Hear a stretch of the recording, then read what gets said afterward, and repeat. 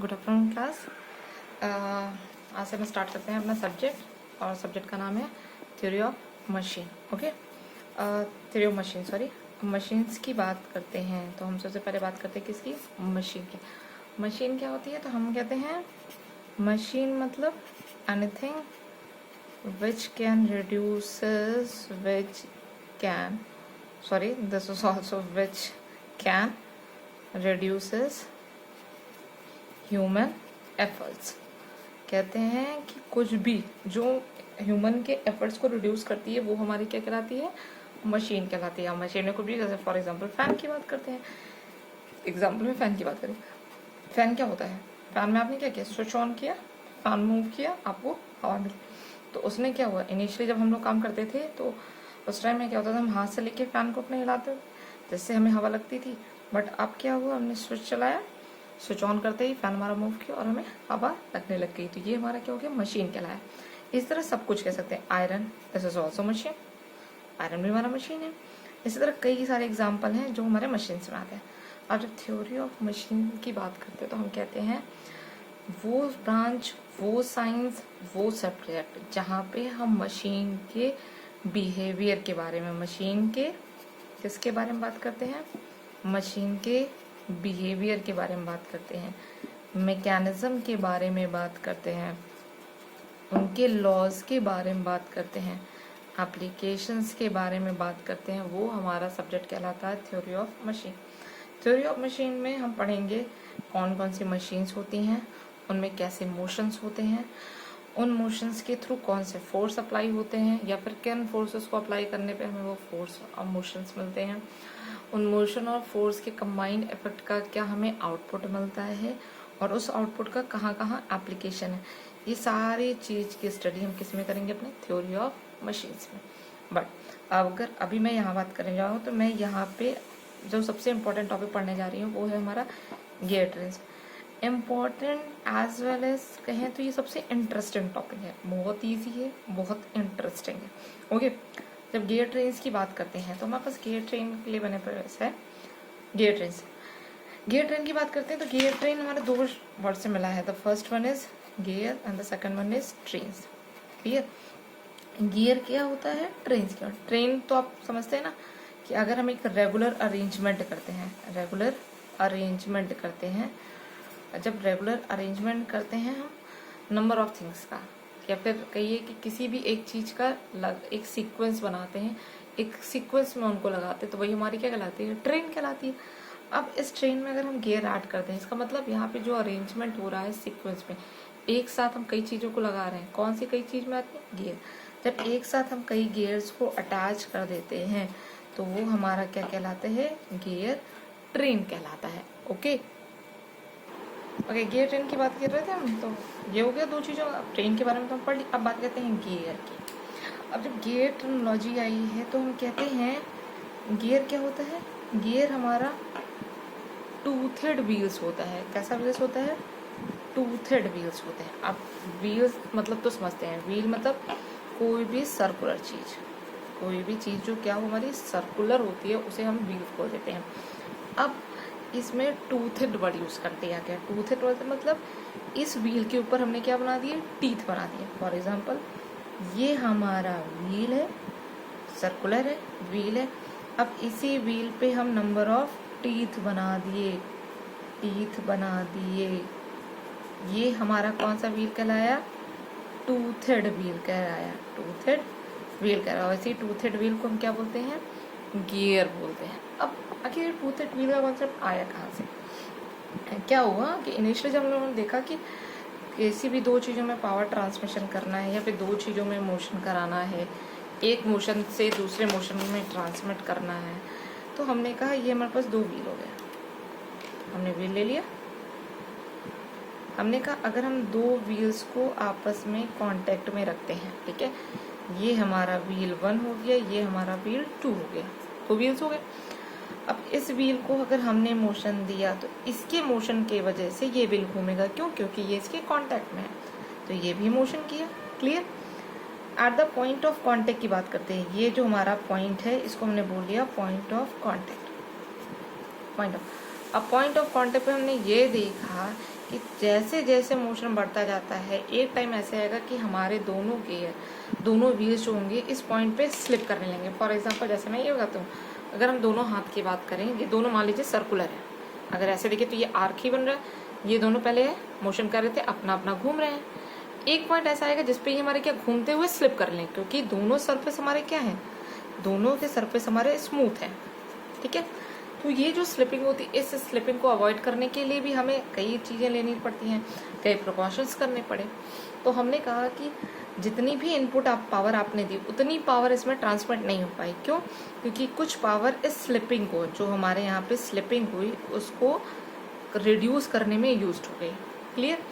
तो इसी स्लिपिंग को अवॉइड करने के लिए हमने ये सोचा कि अगर इन्हीं व्हील्स पे हम टीथ बना दें। क्या बना दें? टीथ बना देते हैं। ये हो गए टीथ बना देते हैं। तो जो प्लेन सरफेस हमारा कांटेक्ट में आ रहा था, अब प्लेन सरफेस ना के कौन कांटेक्ट में आएगा, अब हमारे ये टूथेड व्हील्स कांटेक्ट में आएंगे। फॉर एग्जांपल जैसे भी मेरा प्लेन सरफेस था, अब इसे प्लेन सरफेस में हमने टीथ बना दिए, फिंगर्स हमारे क्या होंगे, टीथ हो गए। अब जो मेशिंग होगी वो कुछ इस तरीके की मेश होगी, जो भी मेश होंगे वो किस में होंगे, नंबर ऑफ टीथ पे होते जाएंगे। क्लियर? तो इससे हमारी जो स्लिपिंग होगी उसको हमने कम्प्लीटली रिमूव कर दिया। जितनी पावर ट्रांसमिशन करना चाहते हैं, जितना मोशन ट्रांसमिशन करना चाहते हैं, जितना वेलोसिटी ट्रांसमिशन करना चाहते हैं, वो इजिली हमारे किसके केस में हो जाते हैं, टूथेड व्हील्स में। इन्हीं टूथेड व्हील्स को हमने गियर बोला। गियर के बारे में आगे काफ़ी डिटेल में पढ़ेंगे, आगे आने वाले लेक्चर्स में हम आपको गियर के बारे में सारी चीज़ें बताएंगे। हाँ, ये गियर जिस सर्कल पे हमारे टीथ बने होते हैं, उस सर्कल को हम पिच सर्कल बोलते हैं। याद रखिएगा, अभी आगे काम आने वाला है। क्लियर? जिस सर्कल पे, जो मेन पेरीफेरी है जिस पे हमारे टीथ बने हुए हैं, उन्हें हम पिच सर्कल बोलते हैं। ओके, अब आते हैं गियर ट्रेन पे। गियर भी हो गया, ट्रेन भी हो गया। क्या बोला हमने? कॉम्बिनेशन ऑफ 2 और मोर गियर। अभी थोड़ी देर पहले बताया हमने। क्या काम करता है? Transmission of power from one shaft to another shaft. Okay, अब हम पावर ट्रांसमिशन की बात कर रहे हैं, तो हम कहते हैं एक शाफ्ट से दूसरे शाफ्ट पे। शाफ्ट के बाद shaft is a mechanical device used for power transmission. Shaft जो होता है वो हमारा होता है मैकेनिकल डिवाइस, जो हमारे किसके यूज होता है, पावर ट्रांसमिशन के लिए। क्लियर? अब ये दो हमारे शाफ्ट हो गए। This is our shaft 1, this is our shaft 2। ये दोनों शाफ्ट। अब ये दोनों शाफ्ट को ठीक, अब हमने इस शाफ्ट को with the help of motor के थ्रू क्या दी, पावर दी। क्लियर? ये हो गई हमारी एक्सेस। ये जो डॉटेड लाइन मैंने ड्रॉ की है, ये दोनों हो गई हमारी एक्सेस। किसकी एक्सेस? शाफ्ट की एक्सेस। ओके, मोटर से पावर ट्रांसमिशन की। अब हम चाहते हैं कि इस शाफ्ट 1 से पावर हमारी किस में ट्रांसफर हो जाए, शाफ्ट 2 पे। तो जो गियर्स होते हैं वो भी हमारे पावर ट्रांसमिशन के यूज होते हैं। ये जो गियर होते हैं ये ऑलवेज किस पे माउंटेड होते हैं, शाफ्ट पे। ठीक है, तो हमने कहा इन्हीं शाफ्ट पे हमारे कौन माउंटेड हो गए, गियर्स। सर्कुलर नहीं है, आप समझ लीजिएगा सब। गियर 2 पे हमारे कौन हो गए, shaft. This is gear 1, this is gear 2। Clear? अब मोटर से पावर मिली शाफ्ट को, शाफ्ट 1 पे कौन माउंटेड, हमारा गियर। जैसे हमारा शाफ्ट रोटेट करेगा उसी के बिहाफ पे हमारा गियर भी रोटेट करेगा। कौन सा गियर, गियर 1।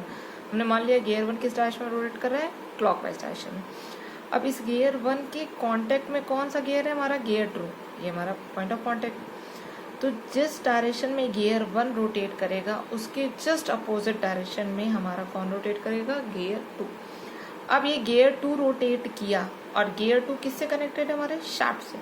तो अगर कोई भी दो चीजें कनेक्टेड है जिसमें एक चीज रोटेट कर रही है, तो ऑब्वियस सी बात है अगर दूसरी चीज फिक्स्ड नहीं है तो दूसरे भी क्या करेगी, रोटेट करेगी। इस तरीके से शाफ्ट 1 से पावर किस में गई, गियर 1 से। गियर 1 किससे कनेक्टेड है, गियर 2 से। गियर 1 रोटेट किया क्लॉकवाइज, तो गियर 2 किस डायरेक्शन में रोटेट किया, एंटी क्लॉकवाइज। गियर 2 के रोटेशन के बिहाफ पे कौन मूव किया, हमारा शाफ्ट 2। तो पावर ट्रांसमिट हो गई ना, शाफ्ट 1 से किसमें, शाफ्ट 2। पावर दी हमने इसको और मोशन मिला हमें किसमें, इसमें। क्लियर? तो अब ये हो गया हमारा transmission of power from one shaft to another shaft. अब एक कंबाइंड डेफिनेशन की बात करते हैं तो हम कहते हैं 2 और more gears are made to mess with each other to transmit power from one shaft to another shaft. Such combination is called gear train और train of two-thread wheels. 2 और more gear सबको पता है are made to mesh। mesh मतलब contact में आना। कहाँ पे कांटेक्ट आ रहे थे हमारे, ये पॉइंट ऑफ कांटेक्ट, ये हमारा पॉइंट ऑफ कांटेक्ट हुआ।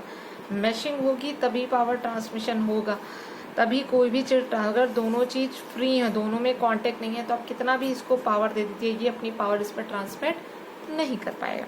Okay, to transmit power from one shaft to other shaft, such combination, इस कॉम्बिनेशन को हम क्या कहते हैं, गियर ट्रेन या train of two gear wheels कहते हैं। अब गियर ट्रेन की बात होगी, अब बात करते हैं टाइप ऑफ गियर ट्रेन से।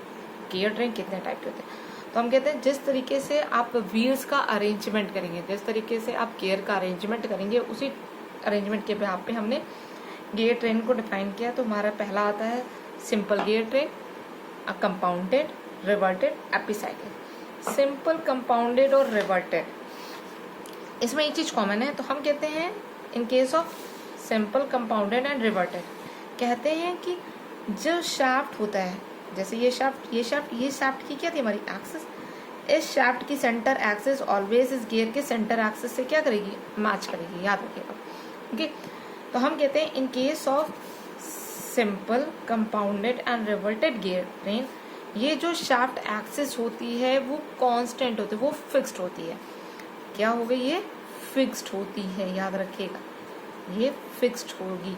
मतलब जो भी रोटेशन होगा इस एक्सिस के अबाउट, मतलब ये शाफ्ट रोटेट करेगा, एक्सिस नहीं। कोई भी चीज ये एक्सिस होगी, इसके अबाउट हम रोटेट करेंगे, शाफ्ट रोटेट करेगा, बट ये एक्सिस क्या रहेगी, फिक्स्ड रहेगी, कहीं पर भी घूमेगी नहीं।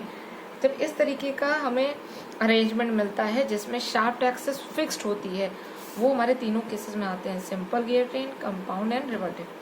जबकि एपिसाइक्लिक कहता है कि in case of epicyclic gear train, जो हमारी एक्सिस होती है वो एक्सिस फिक्स्ड नहीं होती, एक्सिस रोटेट करती है।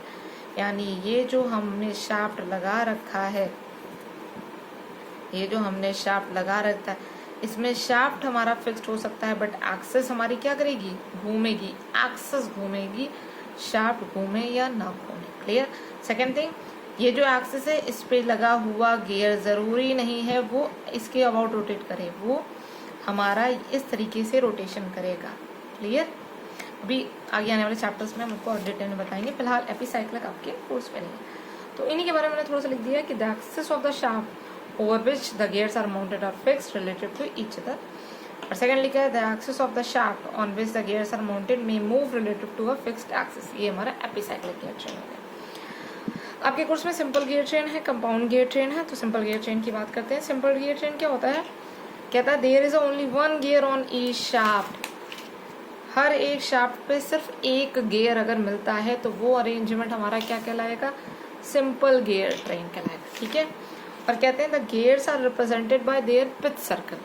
जो भी गियर होंगे वो किससे रिप्रेजेंट कहलाएंगे, उसके पिच सर्कल से। यानी अगर मैंने कहीं पर ऐसा बना दिया है और आपसे मैं पूछूं ये सर्कुलर चीज मैंने क्या दिखाई है, तो आप तुरंत बताएंगे कि in case of simple gear train this is what, this is pitch circle. Clear. Okay, now move to this. ये मैंने एक डायग्राम बनाया है, ध्यान से देखिए। ये जो डायग्राम बनाया है, इसी डायग्राम को मैंने यहाँ दिखाया है। दो शाफ्ट है, दोनों शाफ्ट पे हमने क्या बनाया, दो गियर माउंटेड कर रखे हैं। ये हमारी एक्सिस है। Okay, this is axis. Gear की एक्सिस, शाफ्ट की axis in a linear direction same है हमारी। ओके, अब एक चीज जो मैंने लिखी है, ध्यान से देखिए अगर देख रहा हो तो, distance between the shaft is small. दोनों शाफ्ट के बीच की डिस्टेंस क्या है, स्मॉल है। अगर दोनों शाफ्ट के बीच की डिस्टेंस स्मॉल होगी तो डायरेक्टली दोनों गियर क्या हो सकते हैं, एक दूसरे से मैश कर सकते हैं। अगर हमने कहा शाफ्ट के बीच की डिस्टेंस कम है तो दोनों गियर एक दूसरे से आपस में मैश कर सकते हैं, यानी एक पॉइंट पे मिल सकते हैं। तो हमने लिख दिया सिंपल गियर ट्रेन का पहला केस लिखा है, when the distance between the two shafts is small, जो मैंने अभी बताया। Two gears directly mesh with each other. दोनों गियर आपस में डायरेक्टली क्या हो गए, मैश कर गए, क्योंकि इनके बीच की जो शाफ्ट के बीच की डिस्टेंस क्या है वो कम है। ट्रांसमिट करेंगे मोशन किससे, एक शाफ्ट से दूसरे शाफ्ट में। गियर नहीं बोल रहे हैं, किससे बोल रहे हैं, एक शाफ्ट से दूसरे शाफ्ट। ओके, जिस शाफ्ट को, जिस गियर को पहले पावर मिली वही दूसरे को मूव कराएगा। तो जो मूव कराएगा तो ऑब्वियसली वो क्या बनेगा, ड्राइवर। और जो उस मूवमेंट को फॉलो करेगा वो हमारा क्या बनेगा, फॉलोअर। तो हमारा हमने मान लिया कि गियर 1 को पहले हमने पावर दी, तो गियर 1 हमारा क्या बना, ड्राइवर, और गियर 2 क्या बनेगा, फॉलोअर। अभी थोड़ी देर पहले मैं बताया कि अगर हमारा पहला ड्राइवर क्लॉकवाइज रोटेट करता है तो ऑब्वियस ये बात है उसका दूसरे वाला किस में रोटेट करेगा, एंटी क्लॉकवाइज डायरेक्शन। फिर ये लिखा है मैंने, motion of the driven gear is opposite to the motion of driving gear. Clear. अब रोटेट कर रहे हैं तो ऑब्वियसली कुछ स्पीड होगी, रोटेशनल स्पीड को किस में रिप्रेजेंट करते हैं, आरपीएम में रिप्रेजेंट करते हैं। तो हमने कहा ये ड्राइवर है, ड्राइवर का स्पीड मान ली मैंने n1, speed of the driver gear किसमें, आरपीएम, और n2 किसकी मान ली, स्पीड ऑफ ड्रिवन गियर। मैंने टूथेड व्हील्स की बात की, टीथ बने हैं, तो मान लिया कि जो गियर 1 है उस पर टीथ का नंबर कितना है, T1 is number of teeth in driven gear, और T2 क्या होगा, number of teeth in the follower gear. Clear. अब एक टर्मोलॉजी है, जो टर्मोलॉजी सबसे ज़्यादा यूज़ की जाती है, वो पूछी भी जाती है, वो है हमारा स्पीड रेशियो या वेलोसिटी रेशियो। वेलोसिटी रेशियो की बात करते हैं तो ये कहता है, ये डिफाइन होता है ratio of speed of the driver to the speed of follower. यानी अगर हम वेलोसिटी रेशियो की बात करते हैं तो speed of driver to the speed of follower, यहाँ ड्राइवर कौन है, ये, फॉलोवर कौन है, ये, इसकी स्पीड कितनी है n1, इसकी स्पीड क्या है n2। हमने क्या बोला, ratio of speed of driver to the speed of follower, तो ये हमारा हो जाएगा n1/n2। क्लियर। और इन नंबर ऑफ टीथ की बात करें, टीथ के टर्म में कहते हैं number of teeth on follower to the number of teeth on driver. इस पे कितने हैं टीथ, T2, इस पे कितने टीथ है T1, तो ये हो गया T2/T। ये हो गया हमारा वेलोसिटी रेशियो जो मैंने लिखा है। It is defined as the ratio of speed of the driver gear to the speed of driven और फॉलोवर, और ratio of speed of any pair of gears in mesh is the inverse of their number of teeth. Obvious सी बात है, यहाँ driver से follower हुआ, यहाँ क्या फॉलोवर टू ड्राइवर हुआ है, तो इनवर्स हो गया। अब बात करते हैं, अब हम ये मैंने यहाँ पे फॉर्मूला लिख दिया, speed ratio n1/n2 is equal to T2/T1। एक और होती है एक टर्मिनोलॉजी, जिसे हम कहते हैं train value. Train value inverse होती है स्पीड रेशियो पे, यानी अगर हम ट्रेन वैल्यू की बात करें, train value this is 1/VR। Clear. 1/VR, तो VR की वैल्यू क्या, n1/n2, वैल्यू हो जाएगी n2/n1, और T2/T1 है तो इसके टर्म में क्या हो जाएगी T1/T2। ट्रेन वैल्यू क्या होती है, इनवर्स होती है किसके, हमारे स्पीड रेशियो के। अब दूसरा केस लेते हैं, कहते हैं when the distance between the two gears is large. कहते हैं अगर दो अब हम कहते हैं sorry distance two gears is large, और भी कर सकते हैं टू शाफ्ट। ठीक है, हम कहते हैं दोनों शाफ्ट के बीच के डिस्टेंस बहुत ज़्यादा है। अब उस केस में क्या करें, उस केस में पावर ट्रांसमिशन है तो पहला दिमाग तो ये आएगा कि हम बड़े बड़े गियर ले लें, बट अगर प्रैक्टिकली देखा जाए तो बड़े गियर बनाना प्रॉब्लम क्रिएट करेंगे, जितने बड़े गियर उतनी ज़्यादा मेंटेनेंस की प्रॉब्लम। तो हमने सेकेंड थॉट ये आया कि ऐसा करते हैं, जिन दो शाफ्ट के बीच में, जिन दो गियर के बीच में पावर ट्रांसमिशन करना है, उनके बीच में हम छोटे छोटे गियर्स लगा दें। उन छोटे छोटे गियर्स का काम रहेगा कांटेक्ट मेंटेन करना। क्लियर। तो अब हम जब यही बात, तो अब ये वाला हमारे लिए ज़्यादा कन्वीनियंट हुआ। ओके, अब इन छोटे गियर्स का क्या इफेक्ट होता है या नहीं होता है, ये हम आगे स्टडी करते हैं।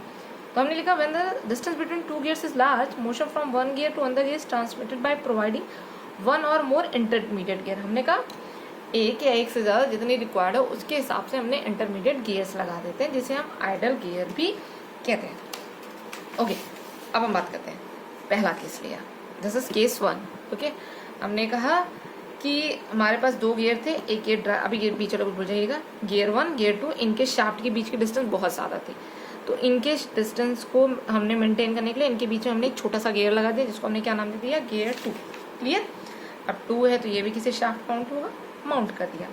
सबकी एक्सिस एक दूसरे की क्या है, पैरेलल है। ये एक्चुअल में ड्राइवर है, ये एक्चुअल में फॉलोवर, क्योंकि इसी से पावर किस में जाएगी, इसमें ट्रांसमिट होगी। ओके, अब हम 1/1 लेते हैं। अब 1/1 में लिया, हमने कहा ये हमारा गियर 1, इंटरमीडिएट गियर हमारा गियर 2, फिर फॉलोवर गियर हमारा गियर 3। 3 गियर हो गए हमारे पास। ओके, अब हमारा पास पावर ट्रांसमिशन, हमारा पावर ट्रांसमिशन करना है किससे, इससे हमें पावर ट्रांसमिट करना है इसमें, इसीलिए हमने बीच में एक कौन सा गियर लगाया, हमने इंटरमीडिएट गियर लगाया। ओके, अब क्या हुआ, हमने इसको इस मान लीजिए इस पे स्पीड n1 है, T1 है, इसकी स्पीड n2 है, T2 है, इसका n3 है, इसका T3 है। क्लियर, कोई डाउट तो नहीं। ओके, अगर मैंने इसको क्लॉकवाइज मोशन दिया, फॉर एग्जांपल इसको मैंने क्लॉकवाइज, अब हम दो दो गियर लेंगे, सिर्फ पहला दूसरा लेना भी गियर, इसको हमने क्लॉकवाइज मोशन दिया, तो इसके कांटेक्ट में गियर 2 है, ये कैसे घूमेगा, एंटी क्लॉकवाइज। यही आया। तो अगर मैं वेलोसिटी रेशियो लिखना चाहूँ तो मैं क्या लगूंगी, अब इन दोनों की, अगर इन दोनों की बात करें तो अब ये ड्राइवर है, ये फॉलोवर, तो वेलोसिटी रेशियो हो जाएगा n1/n2 driver speed upon follower speed. ये हुआ n1/n2। टीथ के टर्म में करें तो t2/t1। क्वेश्चन नंबर 1 मान लीजिए। अब यहां से पावर इसमें आ गई। अब इससे डायरेक्टली कौन कांटेक्ट में, हमारा तीसरा वाला गियर। जब तीसरा वाला गियर डायरेक्टली कांटेक्ट में है तो अब ये, इसको छोड़ दीजिए, अब ये एंटी क्लॉकवाइज घूम रहा है तो इसके ये कांटेक्ट में है तो ये कैसे घूमेगा, सॉरी ये मैंने डायरेक्शन उल्टी बना दी इसकी, ये हो जाएगी डायरेक्शन, ठीक है, एंटी क्लॉक, ये क्लॉकवाइज तो ये एंटी क्लॉकवाइज, और ये एंटी क्लॉकवाइज है तो ये कैसे घूमेगा हमारा क्लॉकवाइज। तो अब इन दोनों गियर के लिए अगर मैं वेलोसिटी रेशियो लिखना चाहूँ तो इस केस में ये ड्राइवर है, ये फॉलोवर है, तो हमारा वेलोसिटी रेशियो हो जाएगा n2/n3, टीथ के टर्म में t3/t2। Question number 2 clear. अब ध्यान से देखिए, इसको मैंने डायरेक्शन क्या दी थी, ये हमारा क्लॉकवाइज था तो इसके कॉन्टेक्ट में ये क्या हुआ, एंटी क्लॉकवाइज। अब ये एंटी क्लॉकवाइज तो इसके कॉन्टेक्ट में कौन था, ये, तो ये क्या हो गया क्लॉकवाइज। यानी अब पावर इससे इसको गई, इससे इसको, यानी जो हमारा मेन ऑब्जेक्टिव था पावर ट्रांसमिट करना इस गियर से इस गियर में, वो इसलिए हमारा ट्रांसमिट हो गया किसके through, with the help of intermediate gear. अब इक्वेशन जो हमारी 1 और 2 आई है इसको मल्टीप्लाई करते हैं।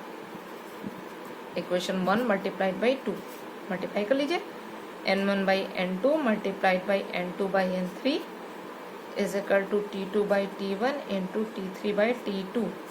Cancel cancel cancel, what we get, n1/n3 is equal to t3/t1।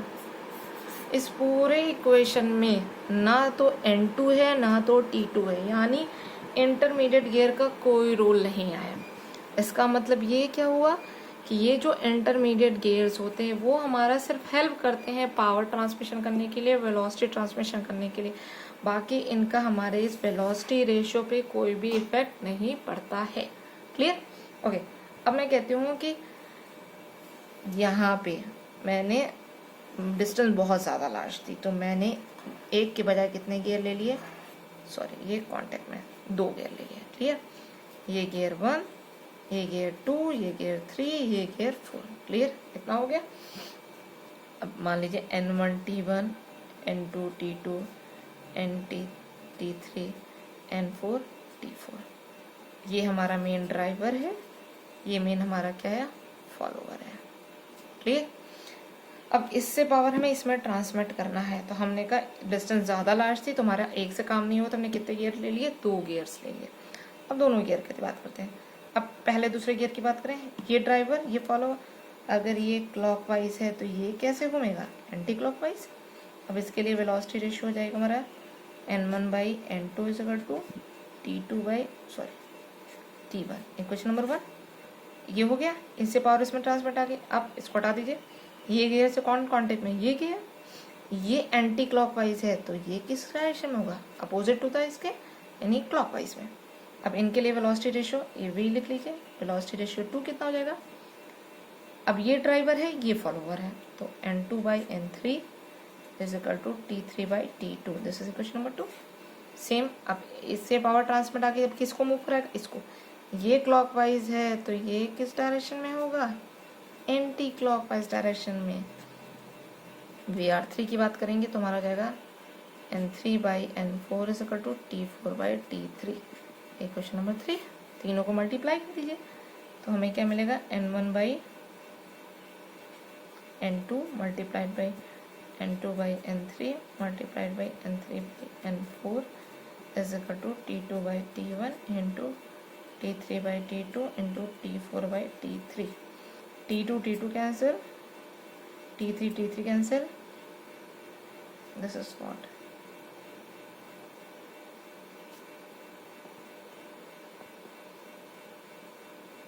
this is n2 cancel, n3, what we get, n1/n4 is equal to t4/t1। क्या मिला, वेलोसिटी रेशियो।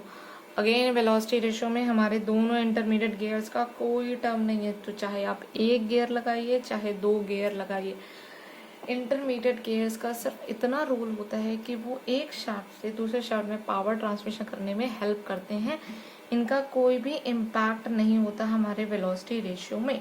ओके, एक चीज और इम्पोर्टेंट, यहाँ पे एक गियर लगाया था तो डायरेक्शन की बात कर लेते हैं। डायरेक्शन देखिए, तो अगर ये क्लॉकवाइज था तो ये क्या हुआ, एंटी क्लॉकवाइज। ये एंटी क्लॉकवाइज तो ये भी क्या हो गया, क्लॉकवाइज हो। अब इसके से बात करते हैं, अगर ये क्लॉकवाइज है तो ये एंटी क्लॉकवाइज, ये एंटी क्लॉकवाइज तो ये क्लॉकवाइज, ये क्लॉकवाइज तो ये एंटी क्लॉकवाइज, ये क्लॉकवाइज ये एंटी, यानी ये दोनों कितने अपोजिट डायरेक्शन के हो गए। ये क्लॉकवाइज ये क्लॉकवाइज दोनों सेम डायरेक्शन के, सेम डायरेक्शन। यहाँ पे कितने हैं, एक गियर है, यहाँ कितने हैं, दो। तो अब एक और सोल्यूशन मिलता है, एक और पॉइंट मिलता है हमें कि अगर नंबर ऑफ गियर्स इवन होते हैं, नंबर ऑफ गियर्स कितने होते हैं, इवन होते हैं, इंटरमीडिएट गियर्स या आइडल गियर भी से बोलते हैं। आइडल गियर्स क्या हो, इवन हो, 2 4 6, जैसे यहाँ पे। तो इस केस में जो ड्राइवर और फॉलोअर होते हैं इनकी डायरेक्शन क्या होती है, अपोजिट होती है। बट अगर इंटरमीडिएट गियर्स इवन होते हैं, इवन मतलब सॉरी ऑड होते हैं, 1 3 5, तो ड्राइवर और follower, starting driver and follower, इनकी डायरेक्शन क्या होगी, सेम होगी। ठीक है, तो इसलिए इंटरमीडिएट गियर्स का यूज करना आप पे डिपेंड करता है। अगर आप चाहते हैं ड्राइवर और फॉलोअर दोनों की डायरेक्शन सेम हो तो उस केस में आप कौन कितने गियर यूज करेंगे, इवन टर्म में यूज करेंगे, 2 4 6। और आप ये चाहते हैं कि हमारे ड्राइवर और फॉलोअर दोनों की डायरेक्शन सेम हो, अपोजिट ना हो, तो उस केस में आप कौन से यूज करेंगे, ऑड गियर्स यूज करें, 1 3 5। यही हमारे पूरे नोट्स में यहाँ पे दिया है, सारे पॉइंट्स आपके मेंशंस कर दिए गए हैं, जो जो हमारे पॉइंट्स की जरूरत है। लिखा मैंने आइडल गियर्स, और हाँ, idle gears are used for to connect gears when sharp distance is large to obtain desired direction of motion, either clockwise or anti-clockwise. This is all about today's lecture.